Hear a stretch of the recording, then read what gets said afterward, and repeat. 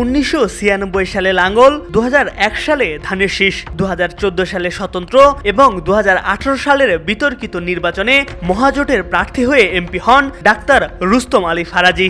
রাজনৈতিক জীবনে কোনো দল থেকে একবারের বেশি নির্বাচন না করায় এলাকায় পোল্টিবাজে নেতা হিসেবে বেশ পরিচিত। কথিত আছে নিজের স্বার্থ হাসিলের জন্য শয়তানের সাথে হাত মেলাতেও দ্বিধাবোধ করেন না এই নেতা। উপকূলীয় উপজেলা পিরোজপুরের মঠবাড়িয়ার সাধারণ জনগণ একসময় এইচ.এম. এরশাদের প্রতি দুর্বল ছিল। 1996 জাতীয় সংসদে নির্বাচনে এরশাদকে কারামুক্তির ইস্যু ও স্থানীয় আওয়ামী লীগের কোন্দলকে কাজে লাগিয়ে লাঙ্গল প্রতীকে তিনি প্রথমবার এমপি নির্বাচিত হন। এরপরই তিনি উপজেলা জাতীয় পার্টিকে খণ্ড বিখণ্ড করে অস্তিত্ব বিলীন করে 2001 সালে লাঙ্গল ফেলে ধানের শীষের ছড়ি ধরে সংসদে যান। 111-এর সময় একটি বেসরকারি টিভি চ্যানেলে তারেক রহমানকে ক্রস ফায়ারে দেওয়া উচিত বলে মন্তব্য করেন, যার কারণে 2008 সালে বিএনপি থেকে মনোনয়ন না পেয়ে স্বতন্ত্র নির্বাচন করে পরাজিত হন।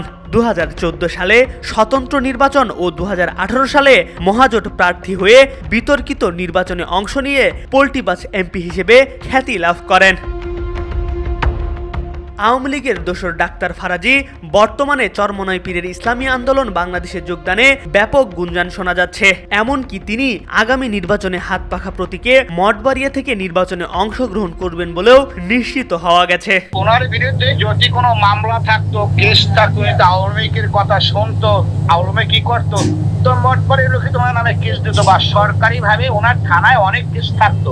এদিকে পোল্টিবাজ খ্যাত সাবেক এই এমপির ইসলামী আন্দোলনে যোগদানের খবরে এলাকার সাধারণ মানুষের মাঝে চরম ক্ষোভের সৃষ্টি হয়েছে।